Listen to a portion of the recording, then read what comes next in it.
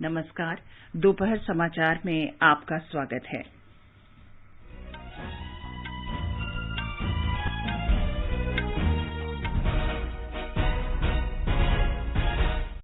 राष्ट्रपति रामनाथ कोविंद ने स्वच्छ अमृत महोत्सव के अंतर्गत स्वच्छ सर्वेक्षण 2021 के पुरस्कार विजेताओं को नई दिल्ली में सम्मानित किया। छत्तीसगढ़ सबसे स्वच्छ राज्य बना। इंदौर को लगातार 5वीं बार सबसे स्वच्छ शहर का पुरस्कार मिला। वाराणसी सबसे स्वच्छ गंगा शहर घोषित। प्रधानमंत्री नरेंद्र मोदी लखनऊ में पुलिस महानिदेशकों और पुलिस महानिरीक्षकों के वार्षिक सम्मेलन में हिस्सा ले रहे हैं।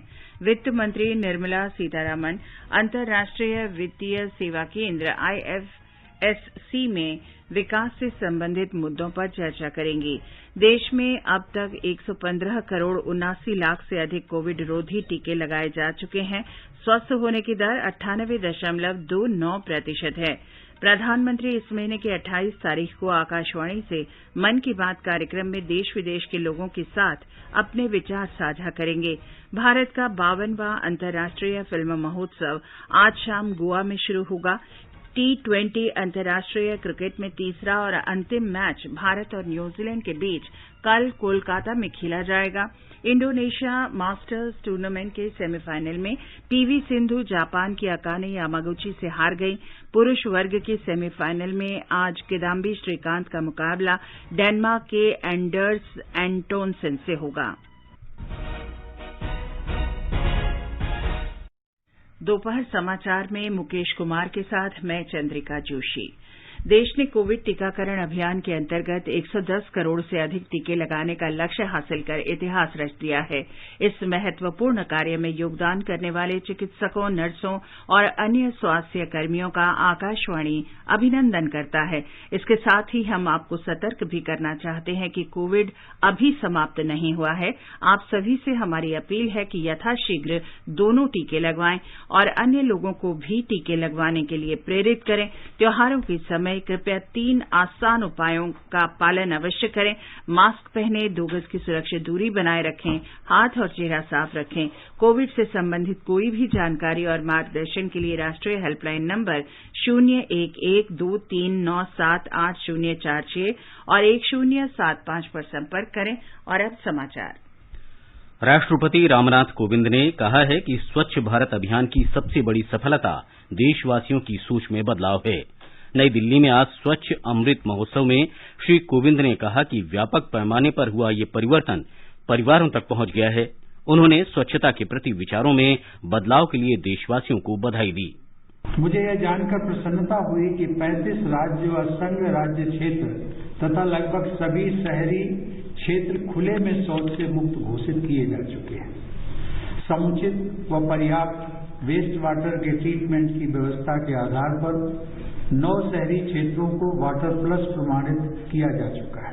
मैं आशा करता हूं कि इस क्षेत्र में शीघ्र ही उल्लेखनीय प्रगति प्राप्त की जा सकेगी। राष्ट्रपिता महात्मा गांधी का उल्लेख करते हुए श्री कोविंद ने कहा कि स्वच्छता सर्वोच्च प्राथमिकता होनी चाहिए। उन्होंने कहा कि गांधी जी के दृष्टिकोण को प्रधानमंत्री नरेंद्र मोदी ने स्वच्छ भारत मिशन के माध्यम से एक जन आंदोलन के रूप में आगे बढ़ाया है। उन्होंने कहा कि देश को स्वच्छ बनाना स्वतंत्रता सेनानियों को सच्ची श्रद्धांजलि है। राष्ट्रपति ने कहा कि इस वर्ष के स्वच्छ सर्वेक्षण पुरस्कारों का विशेष महत्व है क्योंकि देश आजादी का अमृत महोत्सव मना रहा है। इस अवसर पर आवास और शहरी कार्य मंत्री हरदीप सिंह पुरी ने कहा कि प्रधानमंत्री नरेंद्र मोदी ने 15 अगस्त 2014 को लाल किले की प्राचीर से स्वच्छ भारत मिशन की घोषणा की थी और तब से 35 राज्य और 4,371 शहरी स्थानीय निकाय पूरी तरह से खुले में शौच से मुक्त हो गए हैं। इस अवसर पर श्री पुरी ने कहा कि स्वच्छ भारत मिशन ने एक जन आंदोलन का रूप ले लिया है। Today, the mission has taken the shape of a people's movement, a true Jan Andolan. This is also reflected in the massive growth of the Swachh Sarvekshan, which began as a pilot project in 2016 among 73 cities and is today the world's largest urban cleanliness survey. राष्ट्रपति ने इंदौर को लगातार 5वीं बार भारत के सबसे स्वच्छ शहर के रूप में सम्मानित किया। सूरत और विजयवाड़ा को सर्वश्रेष्ठ स्वच्छ शहर का दूसरा और तीसरा पुरस्कार दिया गया। सबसे स्वच्छ राज्य का सम्मान छत्तीसगढ़ को मिला है। इसके बाद झारखंड दूसरे स्थान पर रहा। वाराणसी को सबसे स्वच्छ गंगा शहर का पुरस्कार मिला है। प्रधानमंत्री नरेंद्र मोदी आज लखनऊ में पुलिस मुख्यालय में पुलिस महानिदेशकों और पुलिस महानिरीक्षकों के 56वें सम्मेलन में भाग ले रहे हैं। श्री मोदी कल शाम लखनऊ पहुंचे। वे सम्मेलन के सभी सत्रों में शामिल होंगे। केंद्रीय गृह मंत्री अमित शाह ने कल सम्मेलन का उद्घाटन करते हुए कोविड के दौरान सुरक्षा बलों की भूमिका और उनके बलिदान की सराहना की। श्री अमित शाह ने राज्य पुलिस और अन्य केंद्रीय एजेंसियों के बीच बेहतर समन्वय की आवश्यकता पर बल दिया और सम्मेलन के दौरान दिए गए सुझावों पर शीघ्र अमल करने को कहा। हमारे संवाददाता ने बताया है कि सम्मेलन में सुरक्षा संबंधी कई विषयों पर चर्चा की जा रही है। 2 दिवसीय सम्मेलन संयुक्त प्रारूप में आयोजित किया जा रहा है। राज्यों और केंद्र शासित प्रदेशों के डीजीपी और केंद्रीय सशस्त्र पुलिस बलों और केंद्रीय पुलिस संगठनों के प्रमुख लखनऊ में कार्यक्रम स्थल पर उपस्थित होकर भाग ले रहे हैं, जबकि शेष आमंत्रित व्यक्ति आईबी और एसआईबी मुख्यालय में 37 विभिन्न स्थानों से वर्चुअल तौर पर इसमें भाग ले रहे हैं। सम्मेलन में साइबर अपराध, डेटा गवर्नेंस, आतंकवाद विरोधी चुनौतियों, वामपंथी उग्रवाद, मादक पदार्थों की तस्करी में उभरते रुझान, जेल सुधार सहित कई मुद्दों पर चर्चा होगी। सुशील चंद्र तिवारी, आकाशवाणी समाचार, लखनऊ। वित्त और कॉरपोरेट मामलों की मंत्री निर्मला सीतारमण आज गुजरात में गांधीनगर में गिफ्ट सिटी के 1 दिन के दौरे पर हैं।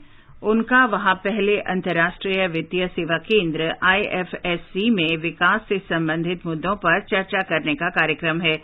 ये चर्चा मुख्य रूप से भारतीय कॉरपोरेट जगत के लिए वैश्विक वित्तीय सेवाओं में गिफ्ट IFSC की भूमिका पर केंद्रित रहने की संभावना है। वे आज बाद में गिफ्ट सिटी में स्थित पूंजी बाजार संस्थाओं और बैंकिंग तथा बीमा संस्थाओं के साथ भी बातचीत करेंगे। ये समाचार हमारी वेबसाइट newsonair.com/hindi और हमारे mobile app news on AIR पर भी उपलब्ध हैं। चलो मिलकर एक शुरुआत करें, चलो एक फैसला आज करें, मात नहीं तो टोकेंगे, कोरोना को रोकेंगे, चलो एक इरादा करते हैं, चलो कुछ वादा करते हैं, मात नहीं तो टोकेंगे, कोरोना को रोकेंगे। दोपहर समाचार में आपका फिर स्वागत है। राष्ट्रीय कोविड टीकाकरण अभियान के अंतर्गत अब तक 115 करोड़ 79 लाख से अधिक टीके लगाए जा चुके हैं। पिछले 24 घंटों में करीब 51,59,000 लोगों का टीकाकरण किया गया। इस बीच कल कोविड के 10,000 से अधिक नए रोगियों की पुष्टि हुई, जबकि 11,000 से अधिक मरीज स्वस्थ हुए। स्वस्थ होने की दर 98.29% है। देश में 63 करोड़ से अधिक कोविड नमूनों की जांच की जा चुकी है। इस बीच केंद्र सरकार ने राज्यों और केंद्र शासित प्रदेशों को अब तक करीब 130 करोड़ कोविड टीके उपलब्ध कराए हैं। स्वास्थ्य मंत्रालय ने बताया है कि 21 करोड़ 65 लाख से अधिक टीके अब भी उनके पास शेष हैं। केंद्र शासित प्रदेश जम्मू कश्मीर में प्रशासन ने कोविड के बढ़ते मामलों को देखते हुए जिला प्रशासनों द्वारा किए गए एहतियाती उपायों की कल समीक्षा की। कोविड कार्यबल की बैठकों में जिला स्तर पर प्रशासन द्वारा जन स्वास्थ्य के लिए लागू की जा रही प्रक्रिया की विस्तृत समीक्षा की गई। जिला प्रशासनों को निर्देश दिया गया कि वे सुनियोजित तरीके से कोविड के असरदार प्रबंधन के लिए सिलसिलेवार और नवाचारी उपायों को अपनाएं। महाराष्ट्र में कोविड की स्थिति से निपटने के लिए वर्धा जिला प्रशासन ने जनवरी से टीकाकरण अभियान चलाया था। हालांकि टीकों की कमी के मद्देनजर प्रशासन को कई समस्याओं का सामना करना पड़ा। बाधाओं के बावजूद जिले के 22 गांवों में सभी लोगों को टीके की पहली डोज दी जा चुकी है। हमारी संवाददाता ने बताया है कि प्रशासन ने सभी नागरिकों को दूसरी डोज देने का लक्ष्य रखा है। हरदा जिले को कोविड-19 के प्रकोप के प्रभाव का गंभीर रूप से सामना करना पड़ा, खासकर दूसरी लहर के दरमियान। सरकारी आंकड़ों के अनुसार जिले के सभी 8 तालुकों में अब तक 4,63,618 व्यक्तियों का कोरोना परीक्षण किया जा चुका है। इनमें से 49,417 व्यक्ति पॉजिटिव पाए गए। अब तक 48,080 लोग संक्रमण से उबर चुके हैं, जबकि कुल 1,326 लोग अपनी जान गंवा चुके हैं। दिसंबर में कोरोना की पहली लहर के नियंत्रण में आने के बाद प्रशासन ने इस साल की शुरुआत से ही कोरोना की लहर को रोकने के लिए टीकाकरण पर जोर दिया। टीकाकरण में तेजी लाने के लिए जिला प्रशासन और स्वास्थ्य विभाग द्वारा विभिन्न उपाय किए गए। सरपंच, उप सरपंच सदस्य और आंगनबाड़ी कार्यकर्ताओं के साथ स्वास्थ्य कार्यकर्ताओं ने टीकाकरण को लेकर फैली भ्रांतियों को दूर करने के लिए लोगों को जागरूक किया। अब गांव में कैंप लगाकर टीकाकरण पूरा करने का प्रयास किया जा रहा है। निवेदिता, आकाशवाणी समाचार, मुंबई। आकाशवाणी से विशेष बातचीत में पटना एम्स के डॉक्टर संजीव कुमार ने कोविड से बचाव के बारे में जानकारी दी। देखिए, अगर कोरोना संक्रमित हैं तो उनके परिवार वाले और उनके सगे संबंधी जो उनकी निकटता में आते हैं, जैसे कि अस्पताल ले जाते हैं, तो बिल्कुल बात वही है कि उन लोगों को उस मरीज की सेवा तो करनी ही है, लेकिन अपना जो बचाव के तरीके जैसे मास्क लगाना, सैनिटाइजेशन करना और उस मरीज के बहुत नजदीक में नहीं आना, खासकर उसके चेहरे के नजदीक, क्योंकि श्वास नली से ही ये फैलता है। अगर कोई कोरोना मरीज को ले जाने वाला एम्बुलेंस नहीं है तो मेरी सलाह ये है कि आप पीपीई किट मंगवा लें और मरीज को छूने से पहले उन पीपीई किट पहन लें। आगे बढ़ने से पहले मुख्य समाचारों पर एक नजर। राष्ट्रपति रामनाथ कोविंद ने स्वच्छ अमृत महोत्सव के अंतर्गत स्वच्छ सर्वेक्षण 2021 के पुरस्कार विजेताओं को नई दिल्ली में सम्मानित किया। छत्तीसगढ़ सबसे स्वच्छ राज्य बना। इंदौर को लगातार 5वीं बार सबसे स्वच्छ शहर का पुरस्कार मिला। वाराणसी सबसे स्वच्छ गंगा शहर घोषित। प्रधानमंत्री नरेंद्र मोदी लखनऊ में पुलिस महानिदेशकों और पुलिस महानिरीक्षकों के वार्षिक सम्मेलन में हिस्सा ले रहे हैं। वित्त मंत्री निर्मला सीतारामन अंतर्राष्ट्रीय वित्तीय सेवा केंद्र IFSC में विकास से संबंधित मुद्दों पर चर्चा करेंगी। देश में अब तक 115 करोड़ 79 लाख से अधिक कोविड टीके लगाए जा चुके हैं। स्वस्थ होने की दर 98.29%। प्रधानमंत्री इस महीने की 28 तारीख को आकाशवाणी से मन की बात कार्यक्रम में देश विदेश के लोगों के साथ अपने विचार साझा करेंगे। भारत का 52वां अंतर्राष्ट्रीय फिल्म महोत्सव आज शाम गोवा में शुरू होगा। 2020 अंतर्राष्ट्रीय क्रिकेट में तीसरा और अंतिम मैच भारत और न्यूजीलैंड के बीच कल कोलकाता में खेला जाएगा।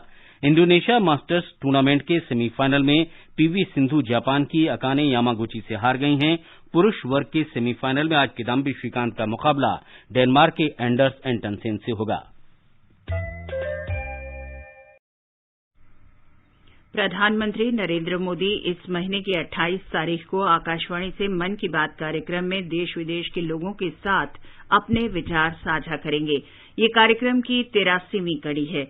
प्रधानमंत्री ने लोगों से अपने विचार साझा करने को कहा है। एक ट्वीट में श्री मोदी ने कहा कि वे इस बार मन की बात कार्यक्रम के लिए संभावित विषयों और शीर्षकों पर लोगों के विचार जानना चाहते हैं।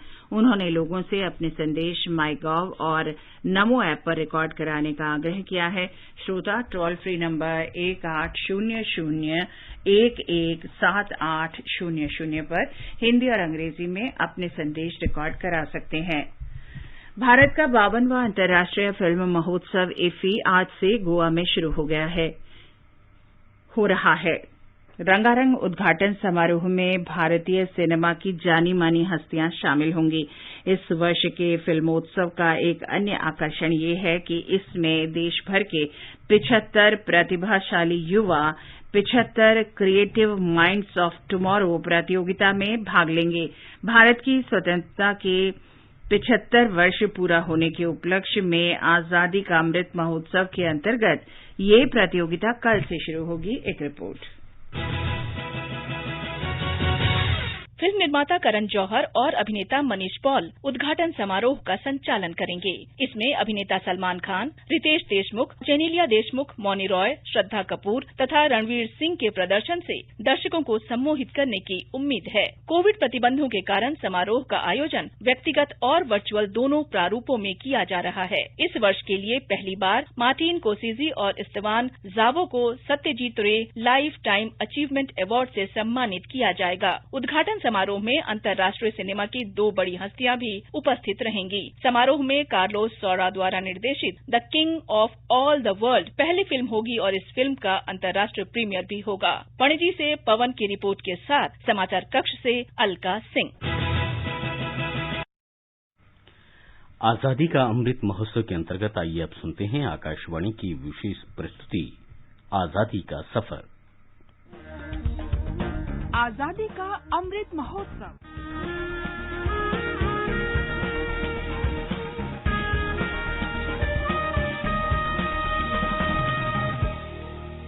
आजादी का सफर आकाशवाणी के साथ एक राष्ट्र का जन्म। भारत का शानदार स्वाधीनता संघर्ष आधुनिक विश्व के महानतम संघर्षों में से एक है।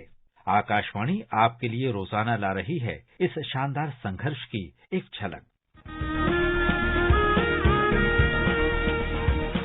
20 नवंबर 1902 को गांधी जी भारतीय समुदाय के आग्रह पर दक्षिण अफ्रीका वापस गए थे और वहां एशियाई कानून के विरोध में संघर्ष को नए सिरे से शुरू किया।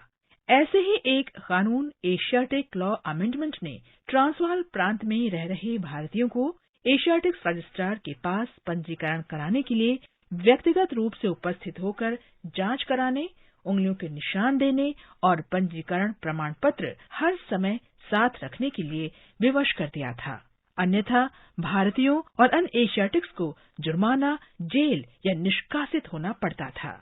इसे काला कानून कहा गया। जब 1 जुलाई 1907 को प्रमाण पत्र कार्यालय खुले तो कार्यालयों के बाहर रजिस्ट्रों के ढेर लगा दिए गए और पंजीकरण करने के लिए भारतीयों को अंदर जाने से रोक दिया गया। उन्हें मंदिरों, मस्जिदों और गिरजाघरों से भी असहयोग का समर्थन मिल गया।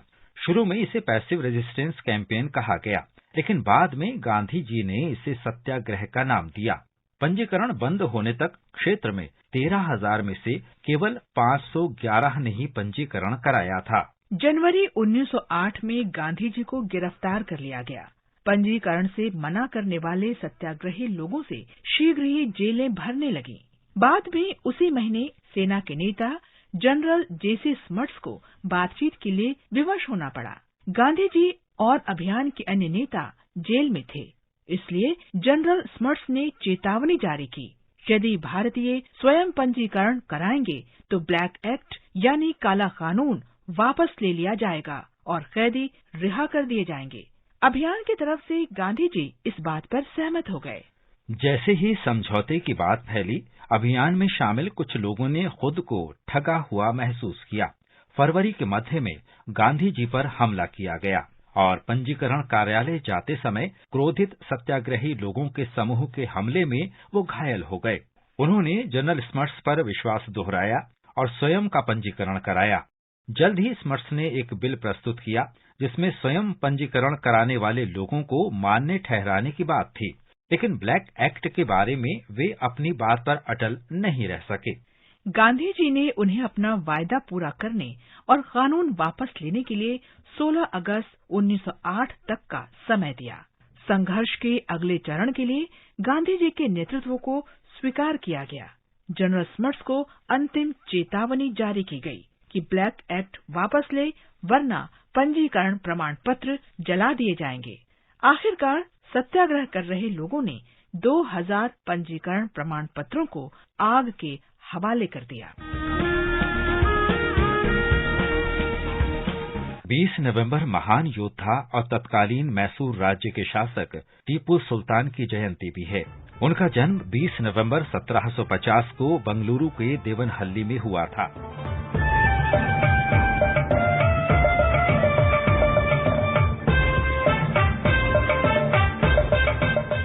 उनका नाम फतेह अली साहिब टीपू था। वो मैसूर के सुल्तान हैदर अली के सबसे बड़े पुत्र थे। टीपू को कम उम्र से ही युद्ध का प्रशिक्षण दिया गया और ब्रिटिश ईस्ट इंडिया कंपनी जैसे शत्रुओं के विरुद्ध अभियानों में वे अपने पिता के साथ रहे। मैसूर के टाइगर के नाम से प्रसिद्ध टीपू ने ईस्ट इंडिया कंपनी के विरुद्ध कई सफल युद्ध लड़े। सबसे पहले उन्होंने 15 वर्ष की उम्र में लड़ाई लड़ी। 1780 में टीपू ने पुल्लीलुर के युद्ध में ईस्ट इंडिया कंपनी के कर्नल बेल्ली को पराजित किया। उसके बाद टीपू ने अंग्रेजों से चित्तौड़ छीन लिया और 1782 में तंजौर के निकट अन्नागुड़ी के युद्ध में कर्नल ब्रेथवेट को हराया। टीपू रॉकेट के इस्तेमाल में भी निपुण थे। उन्होंने 1792 और 1799 में श्रीरंगपट्टनम पर कब्जा करने के लिए ब्रिटिश सेना और उसके सहयोगियों के साथ युद्ध में रॉकेट का इस्तेमाल किया और अन्य एंग्लो मैसूर युद्धों के दौरान भी रॉकेट का सफल उपयोग किया।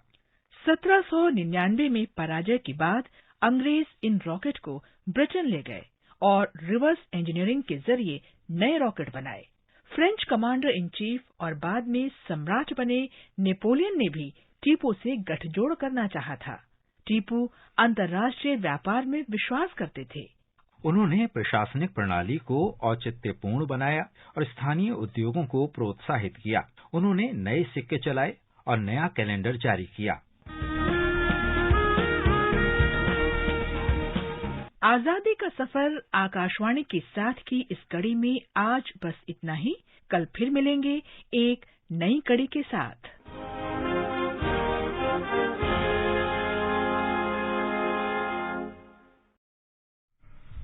आकाशवाणी समाचार सुनते रहें और आजादी का अमृत महोत्सव में हमारे साथ शामिल रहें। आजादी के 75 वर्षों का पर्व अमृत महोत्सव के पावन अवसर पर आकाशवाणी समाचार लेकर आया है अमृत महोत्सव क्विज। आप भी इस क्विज का हिस्सा बन सकते हैं। हमारे समाचार बुलेटिनों में पूछे गए स्वतंत्रता आंदोलन से जुड़े प्रश्नों का जवाब देकर। आपसे ये सवाल प्रत्येक सोमवार और मंगलवार को सुबह 8 बजे प्रसारित होने वाले बुलेटिन समाचार प्रभात में पूछे जाएंगे। श्रोता email Amrit Mahotsav quiz @prasarabharati.gov.in पर अपने जवाब भेज सकते हैं। आप अपने जवाब व्हाट्सएप नंबर 8826546262 पर भी भेज सकते हैं। विजेता का चुनाव सही जवाबों में से लकी ड्रॉ के माध्यम से होगा और इसकी घोषणा अगले दिन इसी बुलेटिन में की जाएगी। विजेता को प्रमाण पत्र के साथ एक उपहार भी दिया जाएगा। साथ ही विजेता का नाम हमारे ट्विटर हैंडल पर भी फ्लैश होगा। तो आइए मनाएं आजादी के 75 वर्षों का पर्व अमृत महोत्सव आकाशवाणी समाचार के साथ।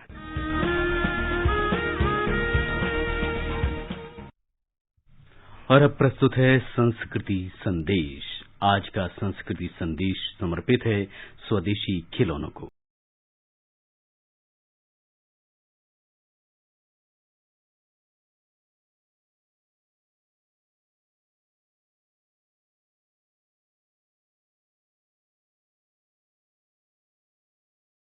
नवंबर को हमने बाल दिवस मनाया। ये सच है कि बच्चे किसी भी देश का भविष्य होते हैं और बच्चों की मासूम आंखों में ही राष्ट्र निर्माण के सपने पलते हैं। इनमें उन्नत भविष्य के अदृश्य बीज बोकर ही राष्ट्र को पुष्पित और पल्लवित किया जा सकता है। लेकिन ये भी सच है कि आज का बचपन खिलौनों से दूर होता जा रहा है। इसी बहुउद्देश्य विचार को ध्यान में रखते हुए सरकार ने इस वर्ष के आरंभ में 27 फरवरी से 2 मार्च तक एक खिलौना मेला आयोजित किया था। कार्यक्रम में प्रधानमंत्री श्री नरेंद्र मोदी ने कहा था कि देश में बने खिलौने ही बच्चों के सर्वांगीण विकास में योगदान देते हैं। प्रधानमंत्री ने देश के खिलौना उद्यमियों को संबोधित करते हुए कहा था कि आज पूरे विश्व में हर क्षेत्र में भारतीय दृष्टिकोण और भारतीय विचारों की बात की जा रही है। भारत के वर्तमान सामर्थ्य, भारत की कला संस्कृति, भारत के समाज को आज दुनिया ज्यादा बेहतर तरीके से समझने के लिए बहुत उत्सुक है। लोग समझना चाहते हैं। इसमें हमारी टॉयज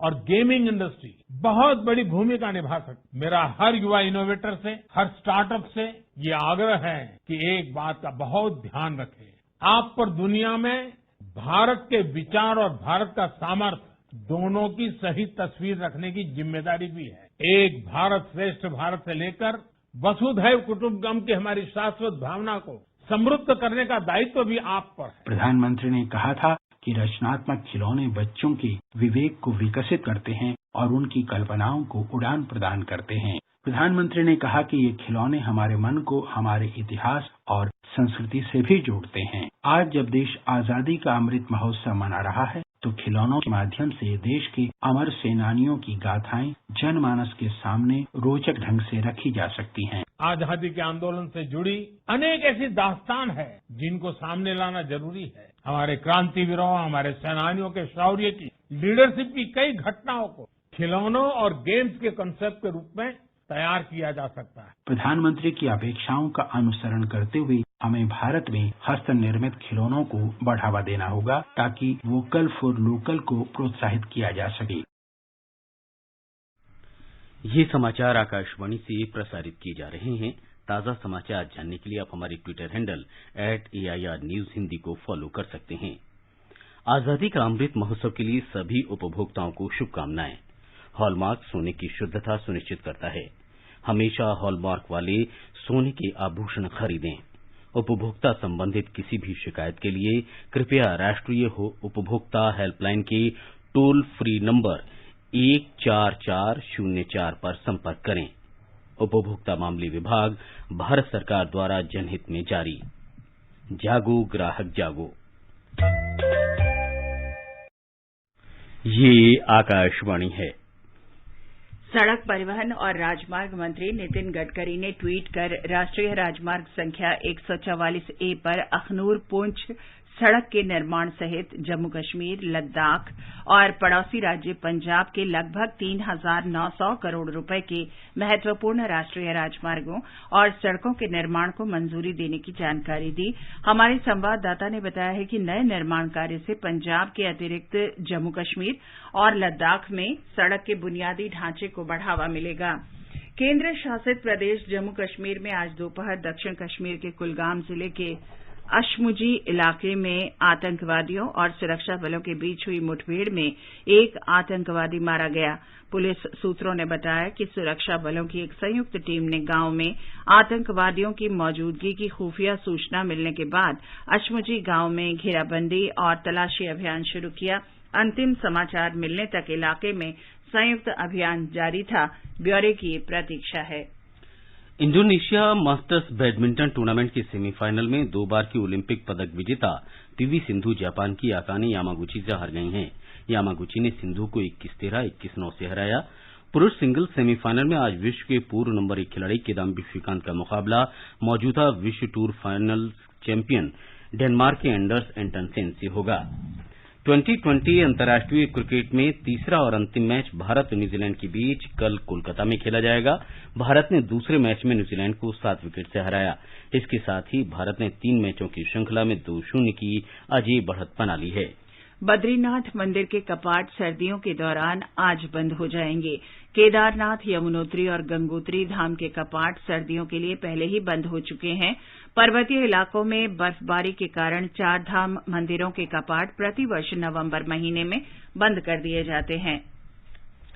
और अब एक नजर आज के मौसम पर। राजधानी दिल्ली में आज सवेरे हल्का कोहरा छाया रहा। मुंबई में रात में हल्की बारिश या गरज के साथ छींटे पड़ने की संभावना है। चेन्नई में बादल छाए रहेंगे और हल्की वर्षा हो सकती है। कोलकाता में आसमान साफ रहेगा। उत्तर भारत में श्रीनगर, जम्मू, गिलगित, लेह और मुजफ्फराबाद में आसमान साफ रहेगा।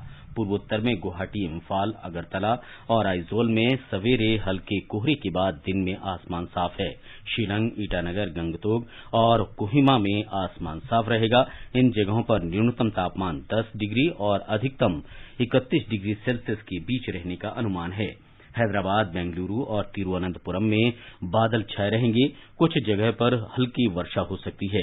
इन शहरों में तापमान 20 से 31 डिग्री सेल्सियस के बीच रहने का अनुमान है। और अंत में मुख्य समाचार एक बार फिर। राष्ट्रपति रामनाथ कोविंद ने स्वच्छ अमृत महोत्सव के अंतर्गत स्वच्छ सर्वेक्षण 2021 के पुरस्कार विजेताओं को नई दिल्ली में सम्मानित किया। छत्तीसगढ़ सबसे स्वच्छ राज्य बना। इंदौर को लगातार 5वीं बार सबसे स्वच्छ शहर का पुरस्कार मिला। वाराणसी सबसे स्वच्छ गंगा शहर घोषित। प्रधानमंत्री नरेंद्र मोदी लखनऊ में पुलिस महानिदेशकों और पुलिस महानिरीक्षकों के वार्षिक सम्मेलन में हिस्सा ले रहे हैं। वित्त मंत्री निर्मला सीतारामन अंतर्राष्ट्रीय वित्तीय सेवा केंद्र IFSC में विकास से संबंधित मुद्दों पर चर्चा करेंगी। देश में अब तक 115 करोड़ 79 लाख से अधिक कोविड रोधी टीके लगाए जा चुके हैं। स्वस्थ होने की दर 98.29% है। प्रधानमंत्री इस महीने की 28 तारीख को आकाशवाणी से मन की बात कार्यक्रम में देश विदेश के लोगों के साथ अपने विचार साझा करेंगे। भारत का 52वां अंतर्राष्ट्रीय फिल्म महोत्सव आज शाम गोवा में शुरू होगा। T20 अंतर्राष्ट्रीय क्रिकेट में तीसरा और अंतिम मैच भारत और न्यूजीलैंड के बीच कल कोलकाता में खेला जाएगा। इसके साथ ही दोपहर समाचार का ये अंक समाप्त हुआ। नमस्कार।